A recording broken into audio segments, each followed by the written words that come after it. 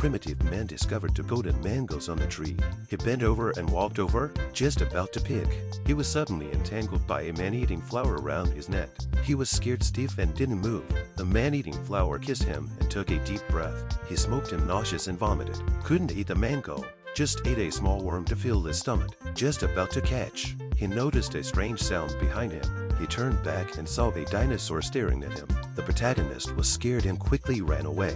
The dinosaur also closely followed. He ran back to the tribe for help. The bearded leader let his men drive away the dinosaur with stones. Unexpectedly, the dinosaur had poor eyesight and dared to eat stones. He bit and broke his teeth, his mouth full of blood. This made the dinosaur angry.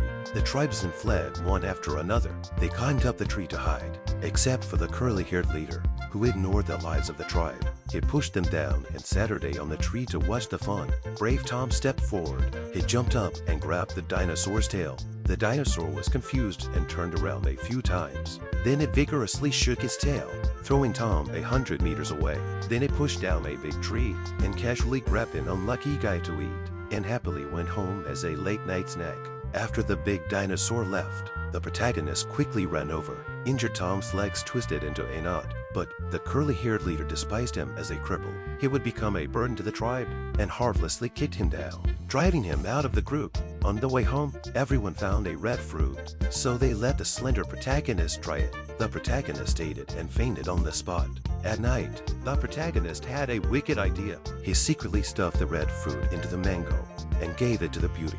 Unexpectedly, the other party took the motive to share with the leader. The two fell asleep shortly after eating. The next day, the leader woke up groggily and found the protagonist sitting on him. He was furious on the spot and went outside the cave to move a boulder, ready to smash the protagonist. Unexpectedly, he lost his balance and fell down first. The protagonist took the opportunity to escape, but he hadn't run far when he met Tom, who had been abandoned before. The two were excited and jumped towards each other. When they hugged tightly, there was a cracking sound.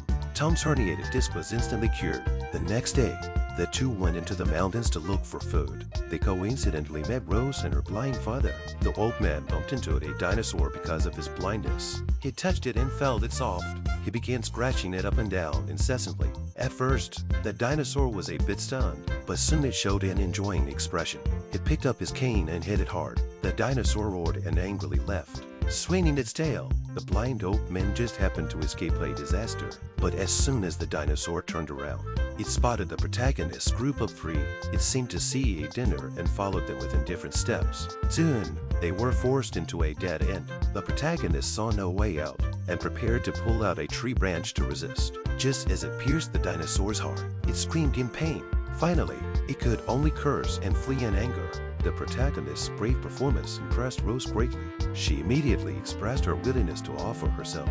But the protagonist was not interested in her, only thinking about the beauty by the leader's side. At this moment, the blind old man picked up a pumpkin. Rose curiously walked over to check, but unexpectedly, a big dinosaur appeared in front of her, eagerly eating the pumpkin. The group of people hurriedly ran backwards in fear. At the critical moment, the protagonist threw the pumpkin at the dinosaur. It happened to hang on its antenna. The dinosaur immediately felt dizzy, but it couldn't shake it off and couldn't eat it. Finally, it left groggily. The next morning, the protagonist woke up and saw a dinosaur foraging nearby. He quickly woke everyone else up and hid. The silly dinosaur followed, and when it stepped on the fire pit, it screamed in pain. Before long, a burnt smell filled the air. The dinosaur screamed in pain and eventually fled cursing. And so, the protagonist was elected as the new leader by everyone. He led a group of men to search for food outside. They found a huge egg on a distant hillside.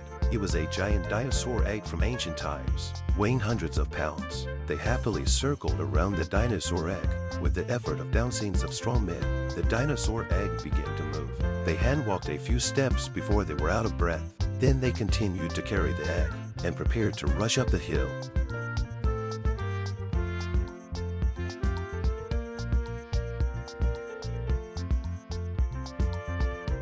Suddenly, a pterosaur appeared above their heads. Everyone realized that something was wrong.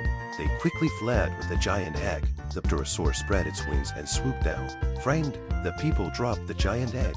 Coincidentally, it fell into a volcano crater and turned into a giant omelette on the spot.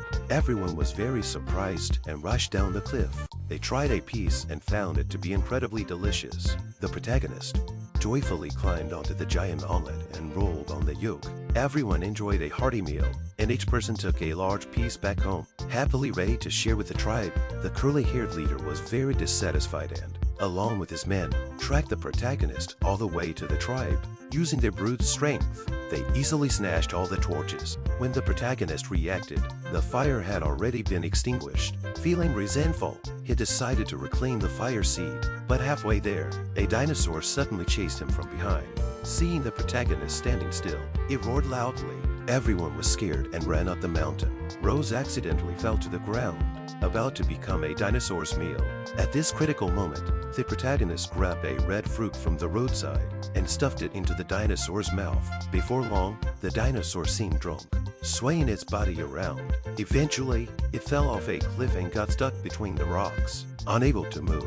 With the curly-haired leader absent, the protagonist led the tribe into the cave and looted all the torches and useful items. Before leaving, he also made sure to put out the fire on the ground. At this time, the curly-haired leader was fishing with the tribe in the river. The protagonist and his group happened to pass by.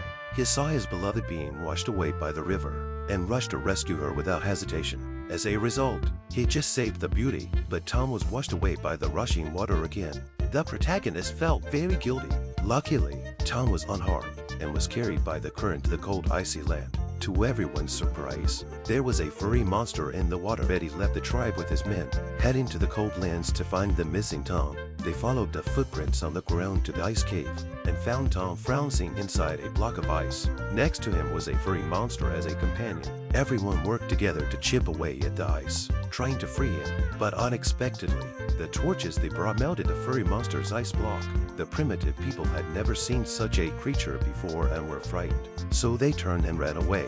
But with ice all around, they couldn't get a grip and fell one by one. The furry monster looked at the fleeing crowd with a disappointed expression and stomped its feet in place. When the protagonist returned, the tribe's beauty had been abducted by the curly-haired leader. He was very angry and determined to defeat him and subdue all the tribes. So the protagonist began to lead the tribe in making weapons, using the small red fruits to stupefy the big dinosaurs with pumpkins, and using their skin to make armor. With the weapons ready, the protagonist led everyone in a grand march to the curly-haired leader's territory. They first used branches to release smoke bombs to force the enemy out of the cave. Then they launched a full-on attack with weapons in the hands of the protagonist's men. The enemy was no match. Even a blind old man wielded the sticks and waved them around in the crowd. Then the protagonist rode on a big dinosaur. The curly-haired leader roared and charged at him, knocking him off the dinosaur's back. He then kicked wildly, but the protagonist knocked him down with a homemade slingshot and then jumped on him, stomping wildly. The nearby big dinosaur was stunned. Finally, the protagonist defeated the curly-haired leader and became the new tribe leader.